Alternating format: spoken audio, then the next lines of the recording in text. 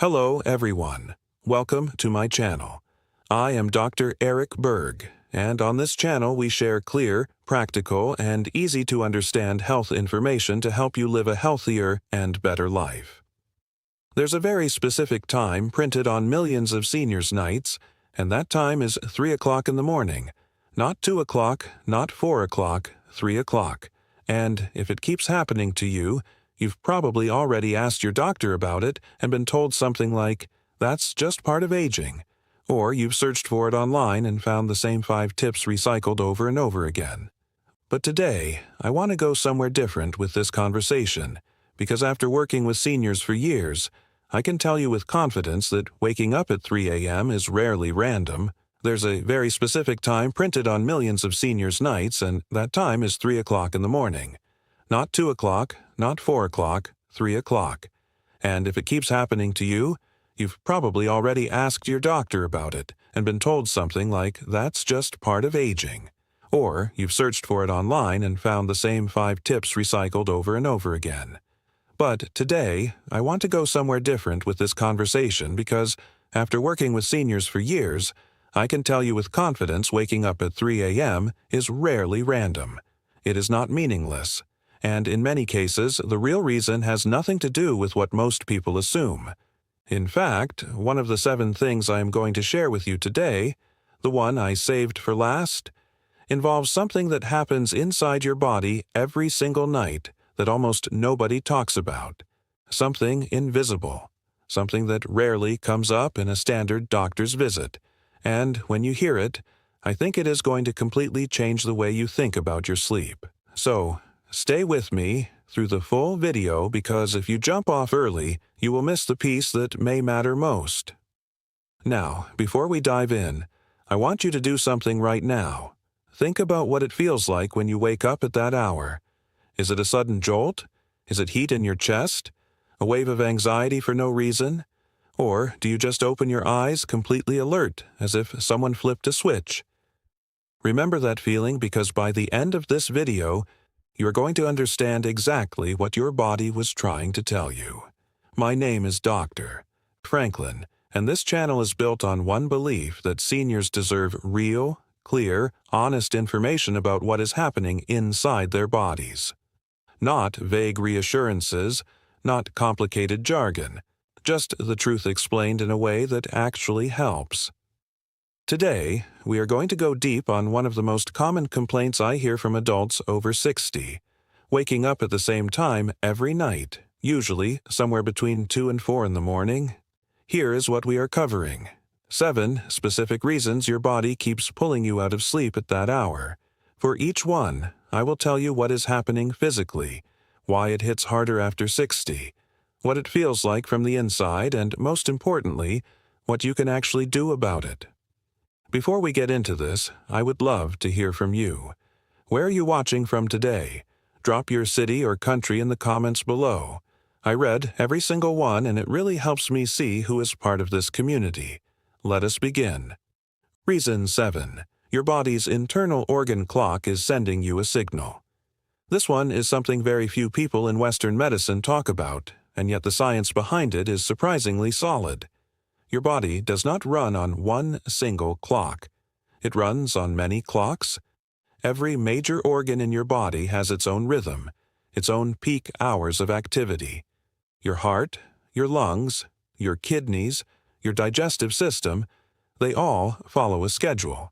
And according to both traditional medical wisdom and modern chronobiology research, the liver is most biochemically active between roughly 1 and 3 in the morning.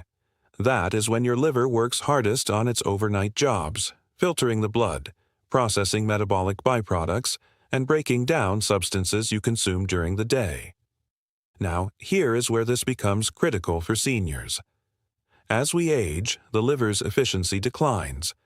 It processes things more slowly, and if your liver is working extra hard at night because it is dealing with a heavy evening meal, alcohol, certain medications, or a buildup of metabolic waste, it can create a subtle but real stress response inside your body.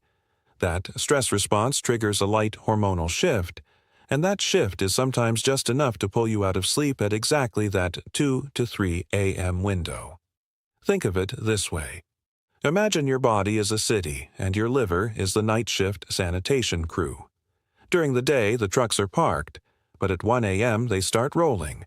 The noise, the activity, the lights, they do not have to be loud to disturb the neighborhood. They just have to be present. What can you do? Finish your evening meal at least 3 hours before bed when possible. Keep it lighter, particularly in fat and protein, since both require significant liver processing. Avoid alcohol in the hours before sleep. Even a small amount adds to the liver's overnight workload. And if you are on multiple medications, it is worth asking your doctor whether any of them are processed by the liver, because the timing of those doses can matter more than most people realize. Reason 6, a mineral your brain needs at night is being depleted. This is one I find myself talking about constantly because it is so overlooked and yet affects such a large percentage of older adults. I am talking about magnesium. Magnesium is one of the most important minerals in the human body. It is involved in over 300 biochemical processes, and it plays a very specific role in sleep. It helps regulate the nervous system, supports the production of melatonin, and activates the receptors in your brain that promote deep restorative rest. Here's the problem. Studies consistently show that magnesium levels drop with age. Seniors absorb less of it from food, excrete more of it through the kidneys, and many common medications, including certain diuretics, antacids, and proton pump inhibitors, can deplete it further. When your magnesium levels are low, your nervous system becomes hyperreactive. Small stimuli that should not wake you up, a temperature shift, a dream, a subtle sound, can suddenly jolt you awake. And once you are up, your brain struggles to power back down because it is missing the very mineral that tells it to calm. A woman I worked with, 71 years old, incredibly sharp, had been waking up at 3 a.m. for the better part of 2 years. She assumed it was anxiety. She had tried everything. It was not until she had her magnesium levels checked that we realized they were on the low end of normal. After speaking with her doctor and beginning a magnesium glycinate supplement, she reported sleeping through the night within 3 weeks. Now, and I want to be clear here, you should not supplement with magnesium without first speaking to your doctor, especially if you have kidney concerns. But ask specifically about magnesium glycinate or magnesium threonate, as those forms tend to be gentler and better absorbed, and in terms of food sources, dark leafy greens, pumpkin seeds, almonds, and black beans are all excellent. But magnesium is only part of the picture, because the next reason involves something your body does every night as you sleep, something most people have never heard of. And it may be the most underappreciated cause of 3 a.m. waking in seniors. If you're still here with me and finding this helpful, take a moment to type 6 in the comments. It lets me know you're watching and getting value from this. Reason 5. Your core body temperature is dropping too fast and your brain is panicking. Sleep and body temperature are more connected than almost anyone realizes. To fall asleep, your core body temperature needs to drop. That drop is actually what triggers your brain to transition into sleep mode. And throughout the night, your temperature continues to follow a precise pattern. A slow decline into the early morning hours, then a gradual rise that begins to prepare you for waking.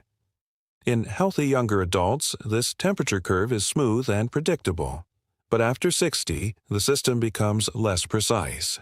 2 things can go wrong. First, the temperature drop can happen too quickly in the early part of the night.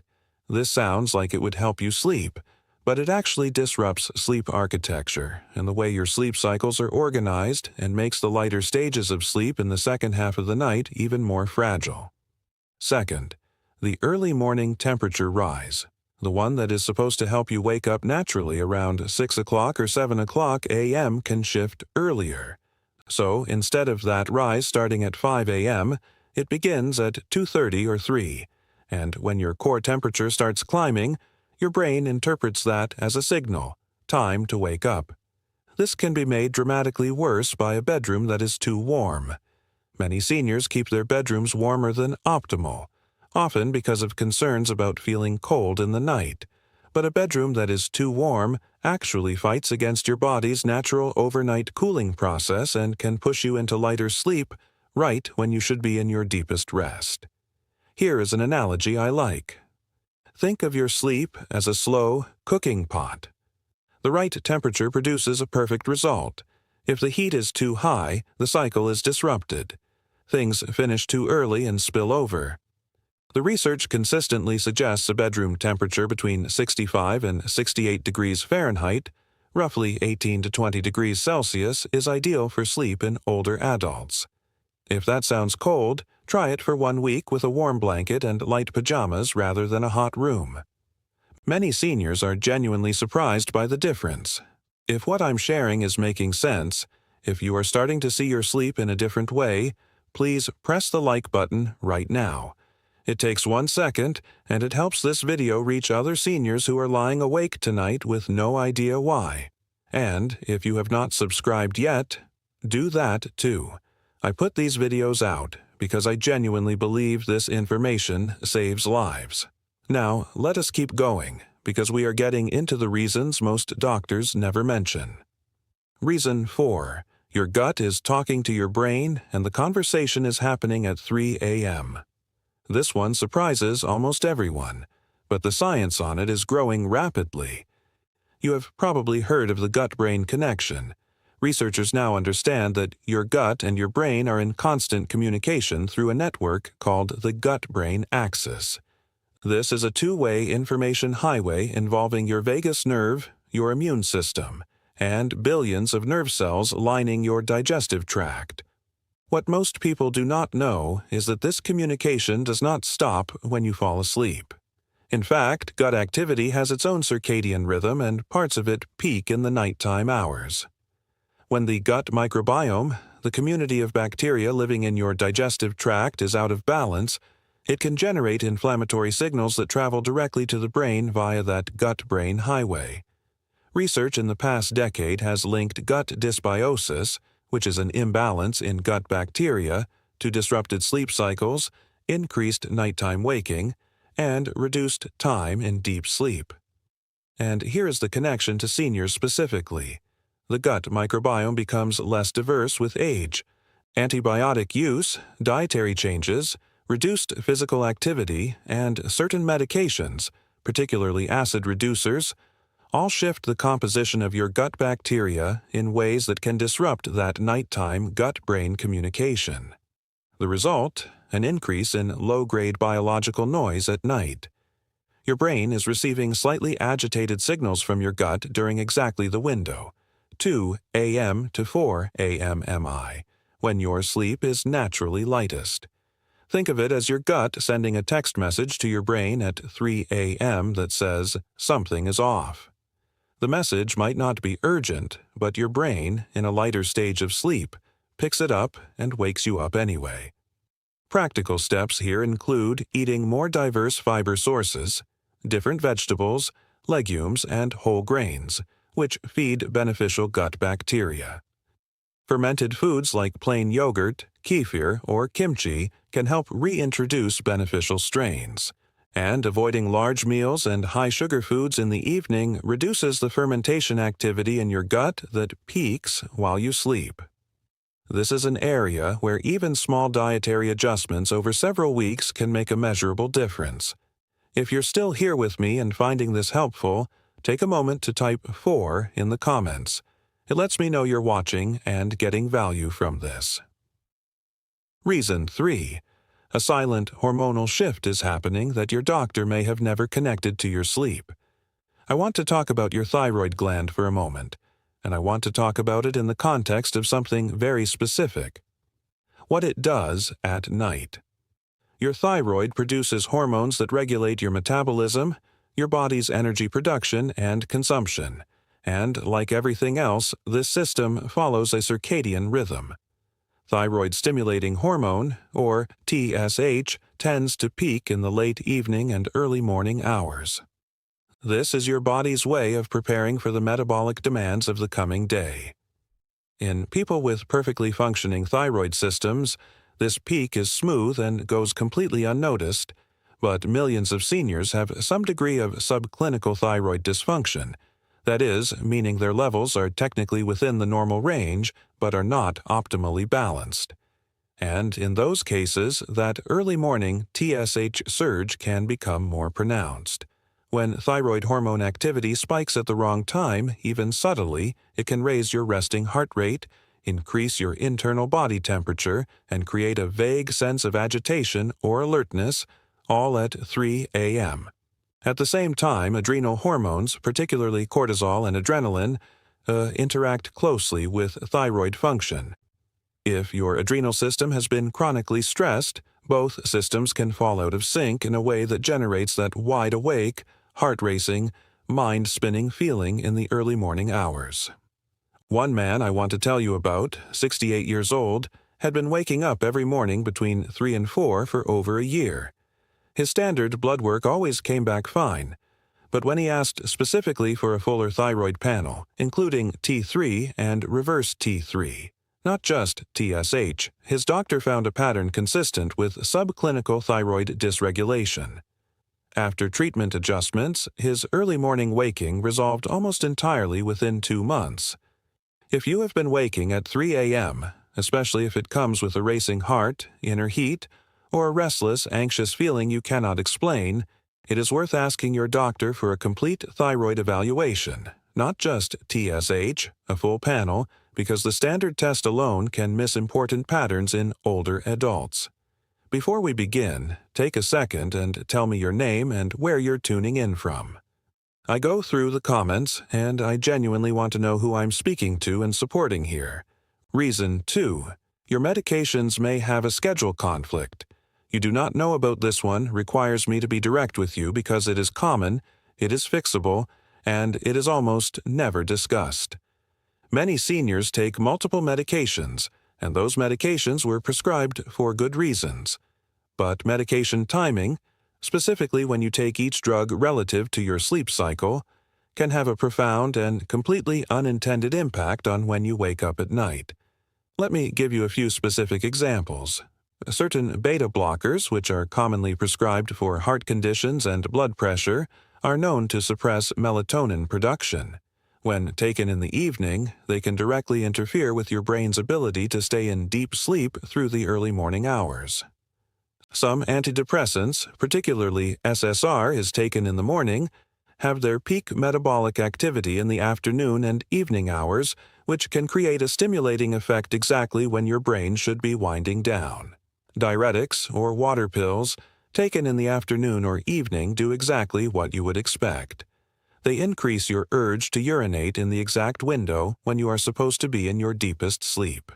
And certain blood pressure medications can cause the blood pressure to dip too low in the early morning hours, triggering a compensatory stress response, a mini internal alarm, that wakes you up around 3 a.m. Here is what I want you to do. Make a list of every medication you take, including the time of day you take it. Then sit with your doctor or pharmacist, ideally both, and ask one specific question. Could the timing of any of these medications be contributing to my early morning waking? Not whether the medication is right for you, just the timing.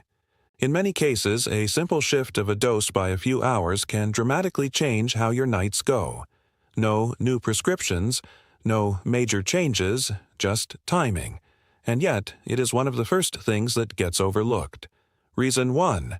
Something is happening in your bedroom that you cannot see, and it is quietly dismantling your sleep. This is the one I promised you at the beginning, the one that surprises almost everyone, and I want to take a few extra minutes here because it matters that much. We spend an enormous amount of time thinking about what we do before bed, what we eat, what we drink, how we wind down, and all of that matters, but almost nobody thinks about the bedroom environment itself during sleep. Specifically, what is happening in that room while you are lying in it. Let me start with light. Not the bright light of a television or a lamp, I am talking about something far subtler.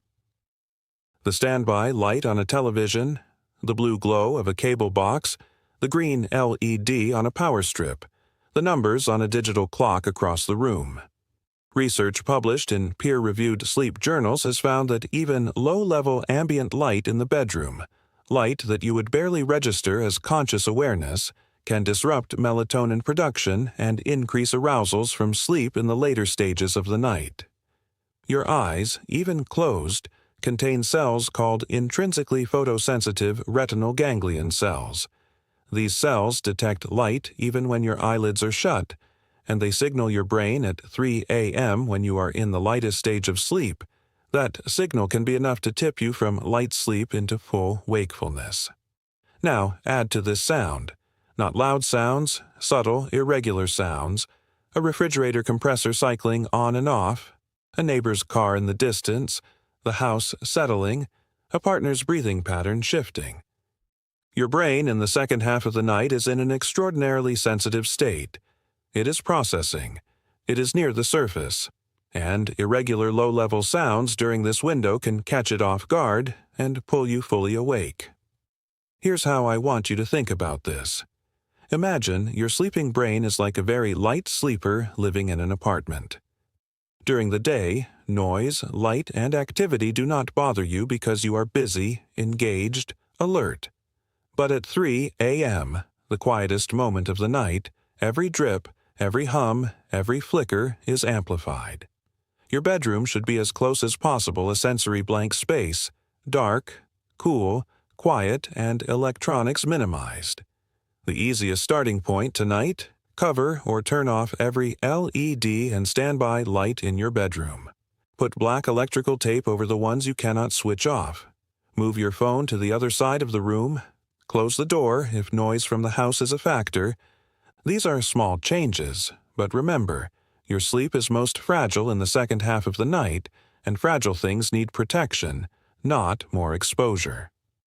Let me give you the complete picture before we close. Your body waking up at 3 a.m. is not random. It is not just aging. It is a signal. And today we identified 7 possible sources of that signal. 7. Your liver's peak activity hour is overwhelming its capacity, and dietary adjustments in the evening can reduce that burden. 6. Magnesium depletion is making your nervous system hyperreactive at night, and this is both testable and addressable with your doctor's guidance. 5. Your core body temperature regulation is shifting, and your bedroom environment may be making it worse. 4. Your gut and brain are in active nighttime communication, and an imbalanced microbiome may be sending disruptive signals during your lightest sleep. 3. A subtle thyroid or adrenal imbalance may be generating an internal hormonal alarm at the wrong time, and a full panel may reveal something a standard test missed. 2. The timing of your current medications may be creating sleep disruptions that are completely fixable without changing the medications themselves, just when you take them. 1. Your bedroom environment, specifically ambient light, irregular sound, and electronics proximity, may be compromising the most fragile stage of your sleep every single night. In most cases, it is not one of these things alone. It is 2 or 3 working together, layered on top of each other. The good news is that identifying even 1 or 2 and addressing them can shift your sleep significantly. And none of what I described today requires expensive equipment, no surgery, no dramatic lifestyle overhaul, just awareness and the decision to apply it. I want to close with something personal. One of the most common things I hear from seniors who finally start sleeping through the night again is not just "I feel rested." It is something bigger than that. They say, "I feel like myself again." Because sleep is not separate from your life. Sleep is the foundation that everything else is built on. Your memory, your mood, your balance, your immune system, your ability to engage with the people you love. When sleep improves, everything around it begins to improve with it. You are not too old to reclaim your nights. You are not too old to wake up feeling clear, rested, and ready. You have earned that. And I genuinely believe that for many of you watching right now, one of the 7 things we discussed today is the specific answer your body has been waiting for you to find. The information in this video is for educational purposes only and is not intended as medical advice.